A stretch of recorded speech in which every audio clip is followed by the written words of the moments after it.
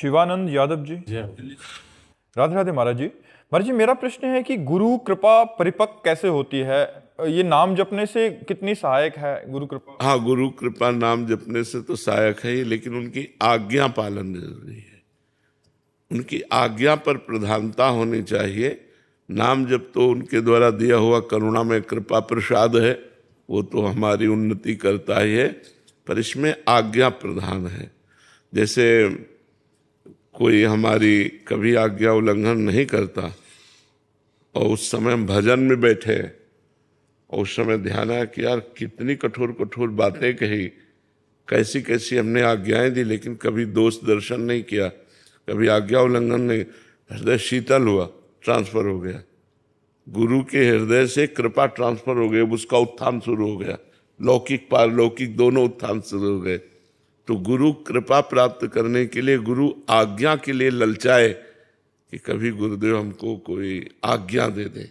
सत्संग सार्वजनिक होता है, उपदेश पर्सनल होता है, आज्ञा गुरुदेव की पर्सनल होती है। उसमें उपदेश आपके लिए पर्सनल होता है, आज्ञा गुरुदेव के लिए पर्सनल होती है।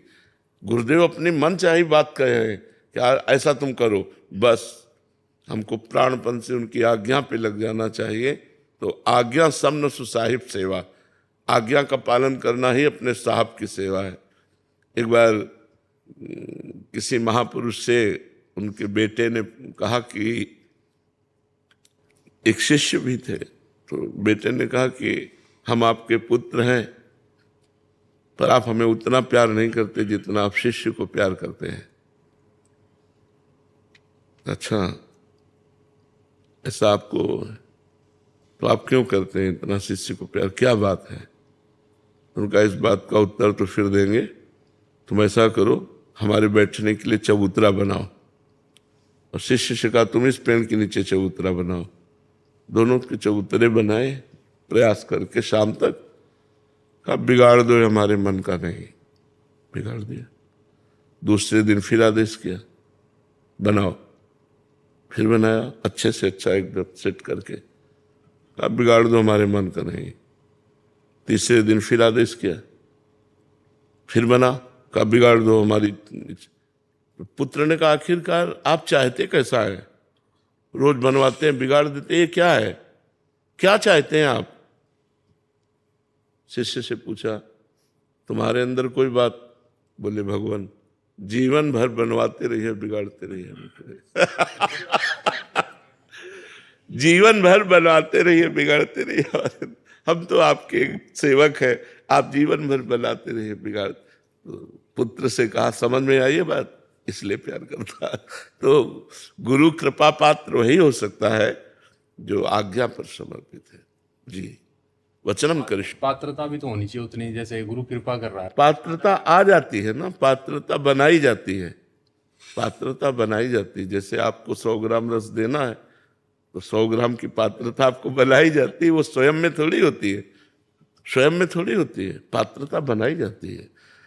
जिस समय गुरुदेव कृपा दृष्टि से देख ले कि इसको ये बनना है, बस वो बन जाएगा, उसमें वो सारे गुण जागृत हो जाएंगे, दैवी संपदा जागृत हो जाएगी। हम आपको अपने गुरुदेव की बात बताते हैं। एक बार गुरुदेव ने, हमें लगा कि मजाक कर रहे हैं, हंसी कर रहे हैं, तो उन्होंने कहा जब तुम चलो तो तुम्हारे सामने फूलों की वर्षा हो, लोग वाह वाह करें, लोग दंडवत करें, भीड़ पीछे घूमे, खूब संत एकत्रित हों, ऐसा नहीं ठीक रहेगा? गुरुदेव ने कहा।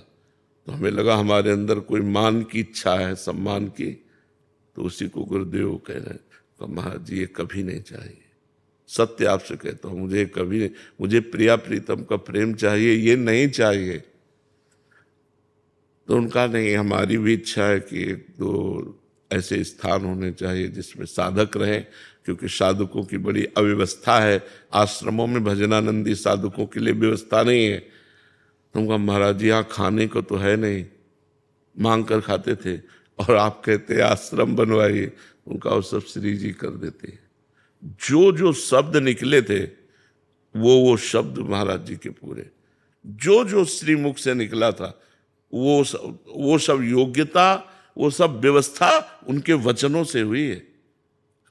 हम बोल रहे हैं, हमारी बोलने की सामर्थ्य नहीं है, ये हमारे गुरुदेव बुलवा रहे हैं, हमारे गुरुदेव प्रश्नों का उत्तर दे रहे हैं। साउंड प्रेमानंद है, लेकिन अंदर जो चिप लगी है ना, वो गुरुदेव है। अहंकार क्यों बना रहता है साधक में कि उसे पता है मेरा नाम सब कुछ गुरु ही करा रहे हैं, तो अहंकार ये निवृत्ति कैसे होगी इसकी? अहंकार तभी चला जाएगा जब वास्तविक पता है कि मेरे गुरुदेव का है। अब जैसे हम आपको 500 रुपए दें, तो आपको 500 रुपए का अहंकार होगा क्या? कोई पूछेगा आपसे कि आप तो 500 रुपये लिए हो, तो आपके भले बोलो ना, आपके मन में आ गया ये तो गुरुदेव का, मेरा तो है नहीं। तो अब आपको 500 रुपये का कभी अहम नहीं होगा कि 500 रुपये मेरे, आपको लगेगा ये तो गुरुदेव की धरोहर है। तो ऐसे ही जब ये दिखाई दे कि भजन, साधना, वैभव, सम्मान, कीर्ति, ये तो सब गुरुदेव की है, मैं तो किसी काम का नहीं हूँ, उन्होंने तो मुझे स्वीकार किया है, ये सब गुरुदेव, तो अहंकार कैसे आ सकता है?